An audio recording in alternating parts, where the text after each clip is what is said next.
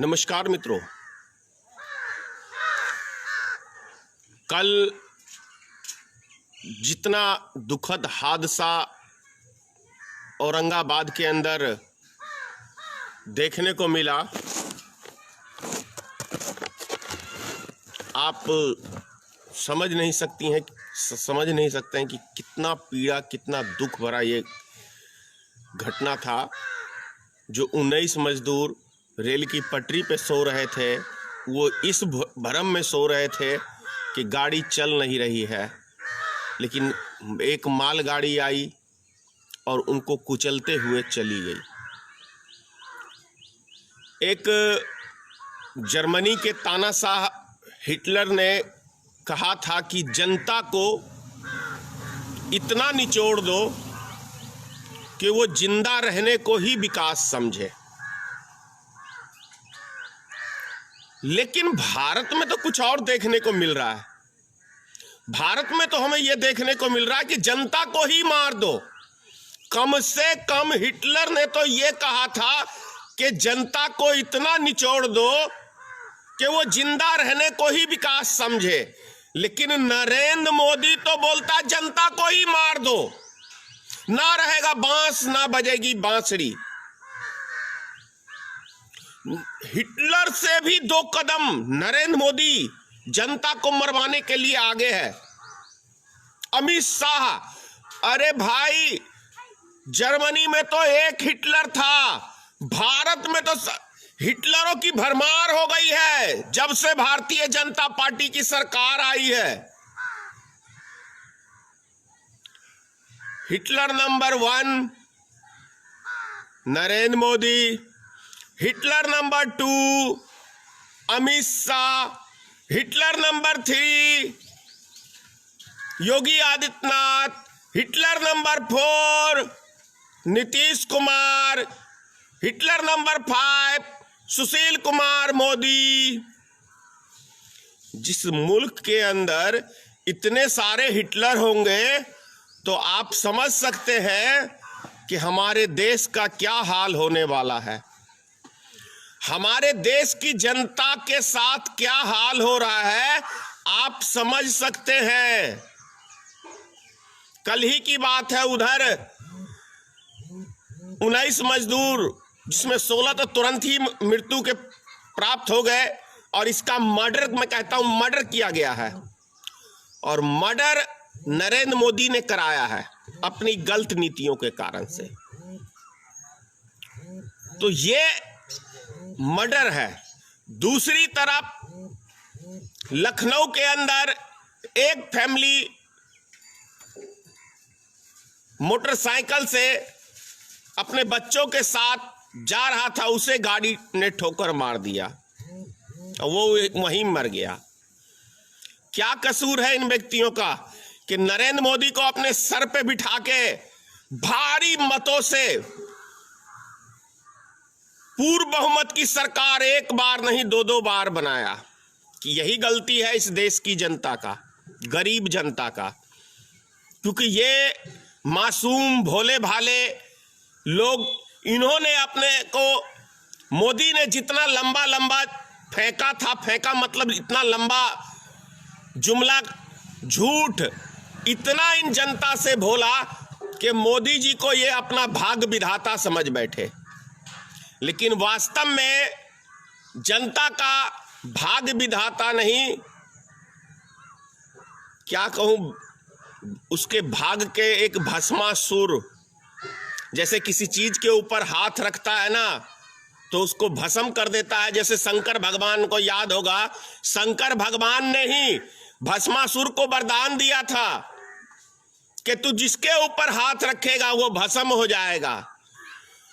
तो जनता नेता का भगवान है, जनता नेता का भगवान है। और ये भगवान ने भी, नरेंद्र मोदी एक भस्मासुर है भारत का, उस भस्मासुर को आशीर्वाद दिया कैसे? वोट देके उसको इस देश का राजा बनाया, सारी ताकत उसको दी।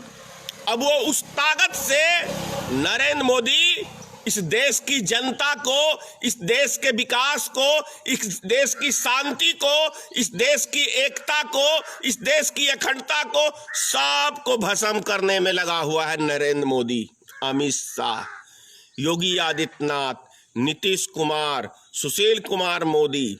ये सब भस्मासुर भारत के जीडीपी को भस्म कर दिया।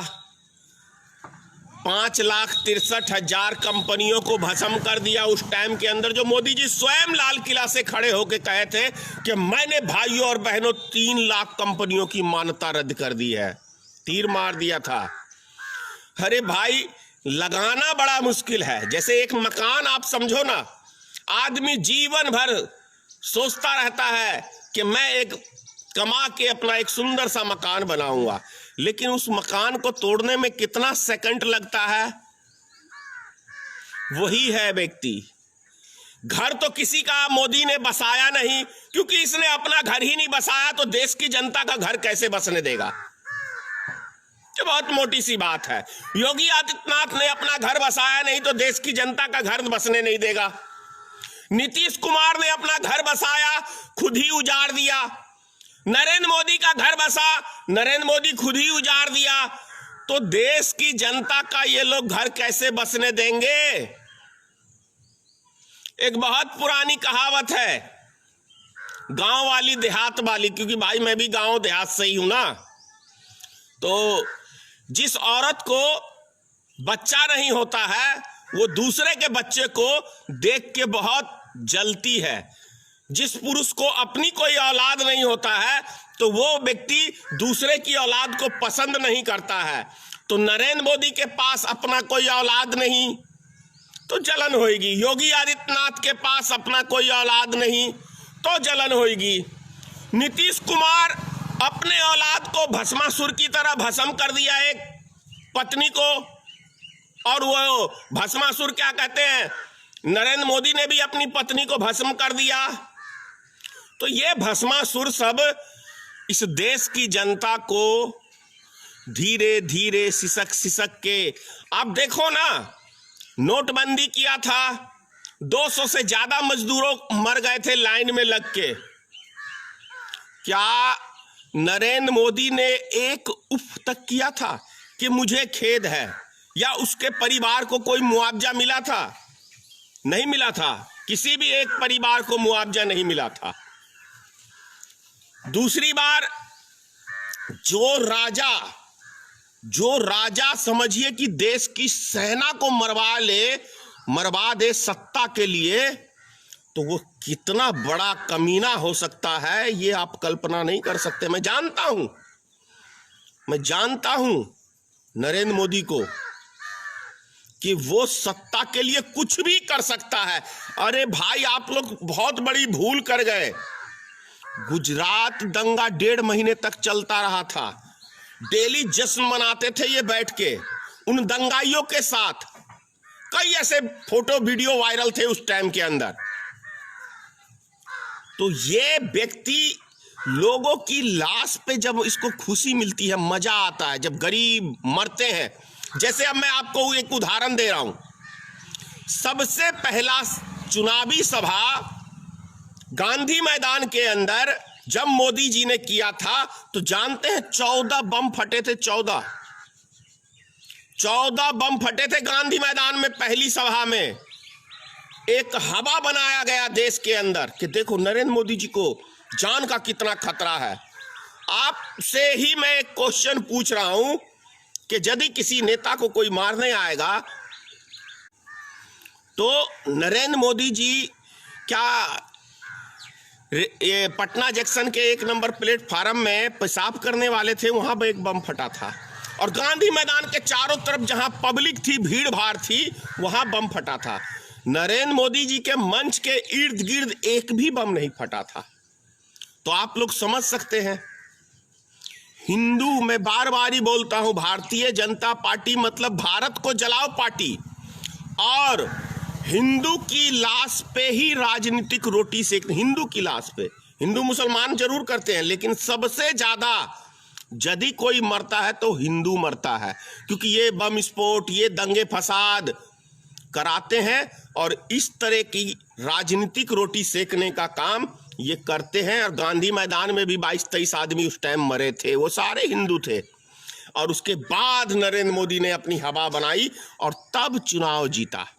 और आप थोड़ा सा इस 6 साल में उसका इतिहास उठा के देख लो ना कि मोदी ने झूठ बोलने के अलावा कोई दूसरा काम किया है।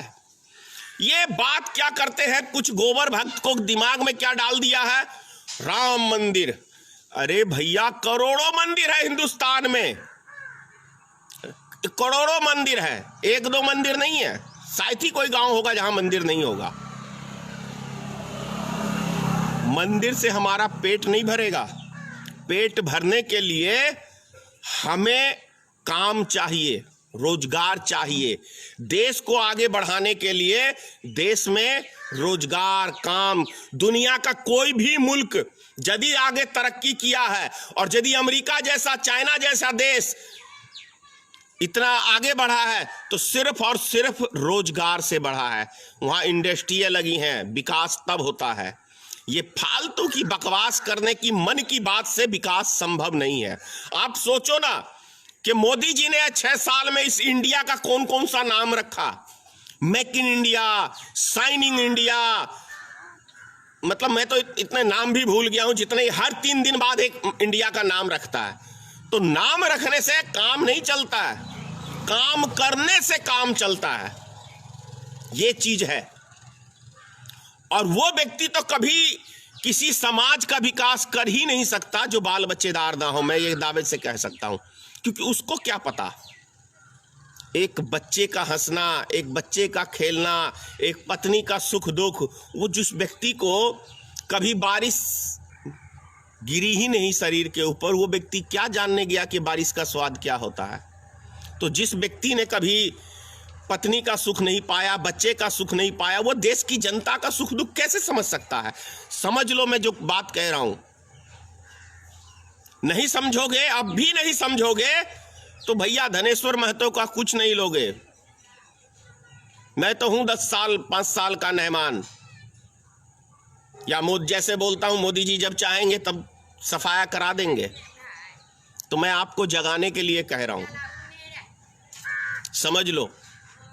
नहीं जागोगे तो सदियों से गरीब आदमी ही हर चीज में मारे गए हैं।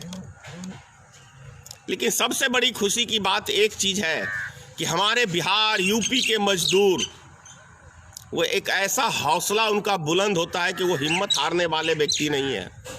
तो मैं आप सबसे निवेदन करूंगा कि आप लोग हिम्मत मत हारिए, थोड़ा सा धीरज बना के रखिए। निश्चित ही आप लोग अपने घर को पहुंचेंगे, लेकिन पैदल मत चलिए। और मैं अब दिखाता हूं, सुनो बेशरम सरकार, नीतीश कुमार की सरकार, बेशरम सरकार और बेशरम बेहया नरेंद्र मोदी की सरकार। कुछ चीजें दिखा रहा हूं आप ही की राज की। ये उड़ीसा का सीन है, देख लो किस तरीके से मजदूर रोड के ऊपर आ चुके हैं। ये उड़ीसा का सीन है। और भी आपको दिखा रहा हूं मैं, ये उड़ीसा का था।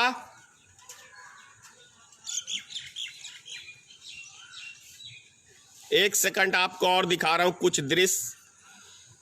इसीलिए मैं हिटलर मोदी को जानवर कहता हूं। जानवर को भी तरस आ जाता है, लेकिन मोदी जानवर से भी गया गुजरा व्यक्ति है।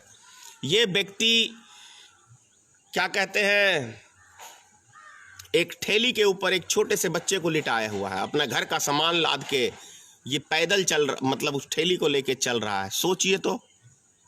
और उस व्यक्ति के विषय में सोचिए जो एक अपनी माँ को गोद में उठा के पैदल चल रहा है। उस व्यक्ति के विषय में सोचिए कि जो व्यक्ति दिल्ली से चला था, क्या कहते हैं ये बेगूसराय, और वो बनारस के अंदर भूख प्यास से मर गया। उस व्यक्ति के विषय में सोचिए जो दिल्ली से चला था पटना, ये बिहार आने के लिए, और उसका हार्ट फेल, क्या कहते हैं ये, आगरा में हो गया। और ऐसे हजारों व्यक्ति अभी इस लॉकडाउन की भेंट चढ़े होंगे। अरे कोरोना वायरस तो मारे ना मारे मोदी जी, लेकिन आपने तो बिना कोरोना वायरस के लाखों के हिसाब से लोग या तो इलाज के बिना मर गए। कोरोना वायरस से तो मरे ना मरे, लेकिन और बीमारियों से, क्योंकि किसी हॉस्पिटल में किसी भी बीमारी का इलाज नहीं हो रहा है पिछले 2 महीने से, तो पता नहीं लाखों के हिसाब से लोग इलाज के बिना मर गए। मेरे ही गांव के बगल में एक व्यक्ति बंबई से आया है, उसका इलाज नहीं किया, वो 10-5 दिन का मेहमान है। कैंसर के मरीज हैं हिंदुस्तान में बहुत सारे, और भी तमाम तरह की बीमारियां हैं हजारों के हिसाब से, जो इलाज के बिना मर गए। नरेंद्र मोदी जी सिर्फ आपकी गलत नीतियों की वजह से। एक कहावत है, अनाड़ी का खेलना खेल का सत्यानाश। भले नरेंद्र मोदी जी फालतू की बकवास करके आप सत्ता प्राप्त जरूर कर ली है, लेकिन देश चलाना आपके बस की बात नहीं है। मैं 1000 वीडियो में ये बात बोल चुका हूं। मैं जानता हूं ना, क्योंकि जिसके दिमाग में गोबर और भूसा भरा हो वो देश कैसे चलाएगा। अरे देश की सत्ता तो आपने हिंदू मुसलमान की बीमारी फैला के हथियाई थी, तो वो बीमारी, कचरा, वो गोबर भक्तों का कचरा निकलेगा नहीं। क्योंकि सबसे बड़ी यदि ये कचरा फैलाने का काम यदि भारत में किसी ने किया है तो इस देश की मीडिया ने किया है। और वो मीडिया के मालिक हैं कौन? 200 चैनलों के मालिक हैं मुकेश अंबानी। और मुकेश अंबानी किसका यार है? नरेंद्र मोदी का यार है। जी न्यूज, उसका मालिक कौन है? सुभाष चंद्रा। वो किसका यार है? नरेंद्र मोदी का यार है। तो इसीलिए ये बीमारी, ये गंदगी पूरे देश की ऐसी तैसी कर दी इस 6 साल के अंदर नरेंद्र मोदी जी। जो 70 साल में विकास हुआ वो 6 साल में विनाश कैसे कर दिया, कोई आपसे सीखे मोदी जी। जय हिंद, जय भारतीय मित्र पार्टी, सीताराम, मां भगवती इन बे औलाद वालों को थोड़ी सी दया दे, थोड़ा सा रहम करे इस देश की जनता पे। मां भगवती से ऐसी प्रार्थना करता हूं। जय हिंद।